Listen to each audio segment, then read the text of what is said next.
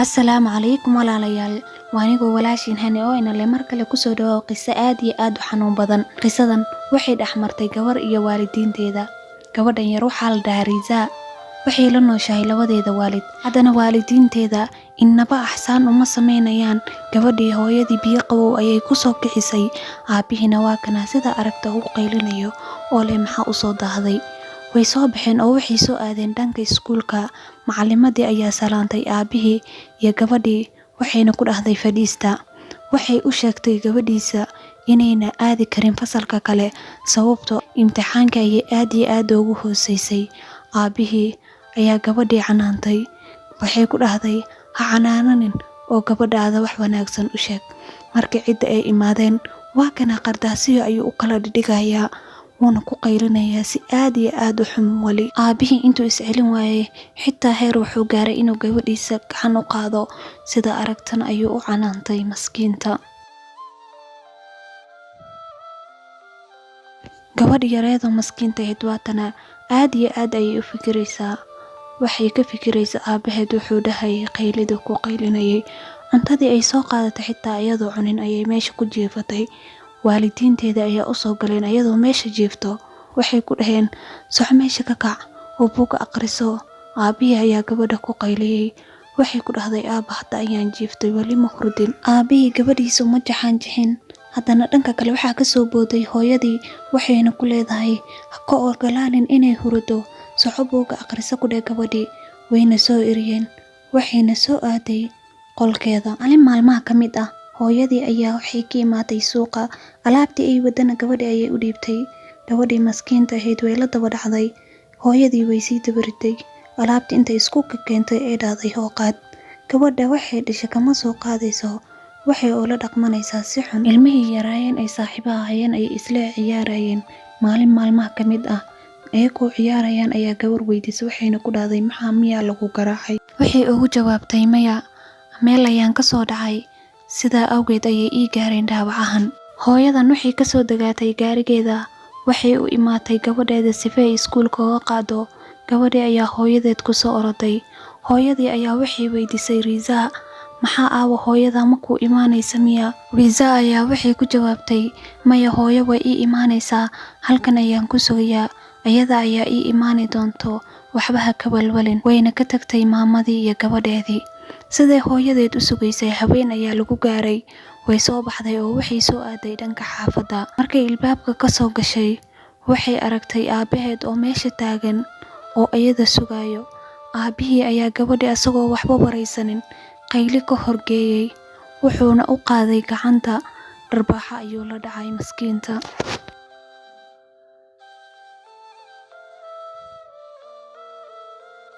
Isla habeenkii markay qolka soo gashay ayay waxay aragtay sawir ayadii hooyadeed markay yareed ay isla galeen. Sawirka ayay ku dul ooynaysaa. Daqiiqado ka bacdi waxay maqashay hooyadii iyo aabihii oo isku qaylinayaan. Waxayna u soo dagaatay hoos. Waxay aragtay aabihii oo hooyadii dharbaaxayo ayadana aysan waxba ka qaban karin. Maskiin. Hooyadii ayaa gabadhii yareed u imaatay. Waxayna ku dhahday hooyo aniga aabaha waan kala tagnay. Wixii dhibaato adigoo yar aan ku soo maray ilaa hadda inta la egtahay iska cafi. Gabadhaydii waan ku jeclahay. Waxaan ahay hooyada iska cafi in badan. Hooyadii iyo gabadhii intay isku duubmadeen ayay isku kor oynayaan.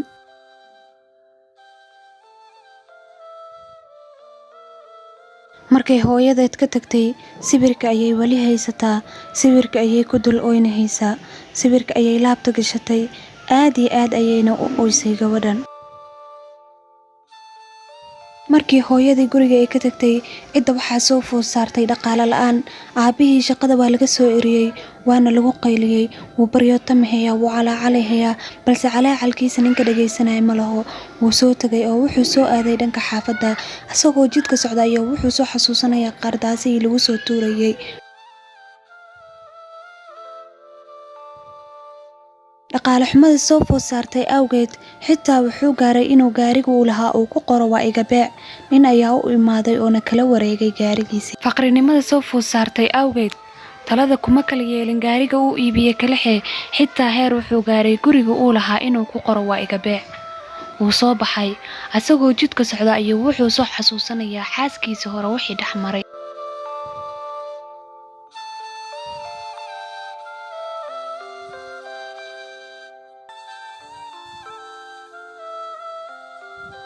waxay xasuuso badan maskaxdiisa ka dhex guuxaan.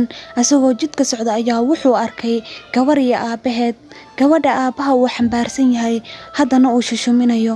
ninkii filim waa ayay la noqotay. wuxuu dhahay adigaba gabar ayaa dhashay, maxaa kuu diiday gabadhaada inaad sidan u jeclaato?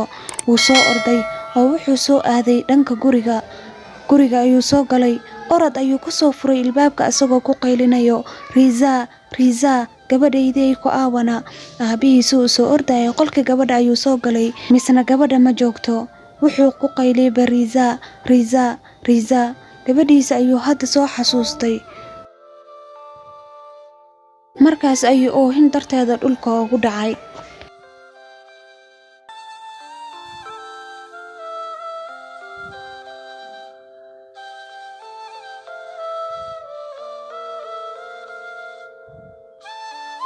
wax yar ka bacdi riza ayaa soo baxday, waxayna u imaatay aabaheed. waxay ku leedahay aabba waa ikanaa. gabadhii ayuu qabtay gacmaha wuuna isku duubay aabihii asagoo ku dul ooynayo. gabadhii cabsi ay ka qabta aabaheed awgiis ayaa waxay soo xasuusanaysaa maalin maalmaha ka mid ah asagoo shaqo ku jiro ayuu saacaddii intuu iska siibay miiska korkiisa saaray. saacaddii ayuu meesha ku hilmaamay wuuna ka tegay markuu shaqada bogay. riza ayaa imaatay. alaabayda ilmaha ay ku ciyaaraan ayay ku ciyaaraysaa. waxay ciyaarta waxay wadaba saacaddii aabaha ayaa gacanta ooga dhacday dhulka ayayna ku dhacday saacaddii. markaa ayay kala jabtay. gabadhii waxaas ayay soo xasuusanaysaa aabaha inuu ku qabsani rabo.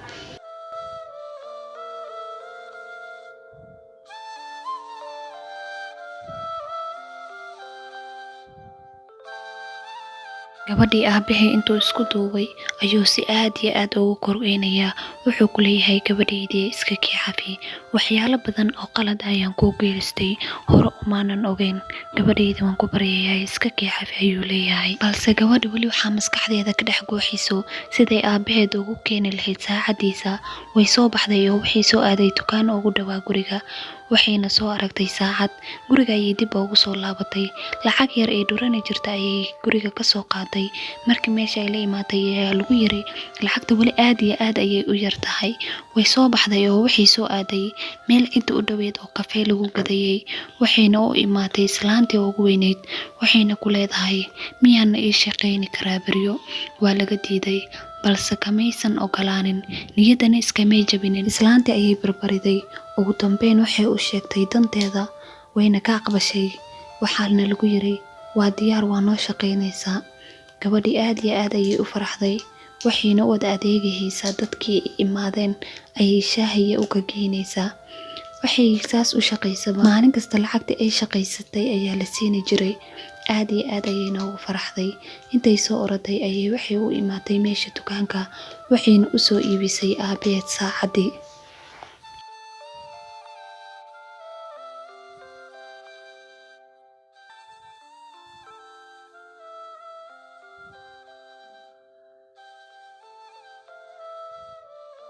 aabihii intay u soo waday gabadhii saacaddii waxaa maskaxdeeda ka dhex guuxisaa saacaddii hore markii ay jabinaysay sidii uu u garaacayay. si arxan darro ayuu u tumay gabadha. waxyaabihii ayaa maskaxdeeda ka dhex guuxayo. alla maskiinta calool jilicsanaa. haddana waxay ka baqaysaa sidii in loo galo. ugu dambeyntii waxay soo gashay guriga. waxayna dhigtay saacadda aabaha agtiisa, weliba iyadoo u furtay.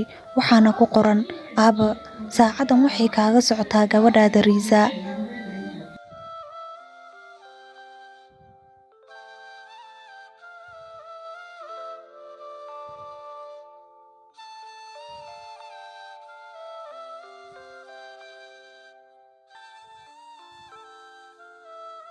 qisadayna halkan ayay noogu dhamaatay. balse cimri qaadashada ayaa waxay tahay ilmahaaga waa inaad tustaa jacayl iyo gaalgacayl sifa aa u heshaan farxad dhammaystiran. waxaana qisadayna la socodsiinaysay anigoo walaashin hani ah. fadlan muuqaalka like haddaad nagu cusub tahay subscribe noo saar, gambaleelkana furo si ay kuu soo gaaraan qisooyinka markasta aan soo dhigno. waana ku mahadsantahay sida quruxda badan aa muuqaalka u dhammaystiratay. intaa muuqaalkiisa xiga ku kulmi doono. assalaamu calaykum waraxmatullaahi tacaala wabarakaatu.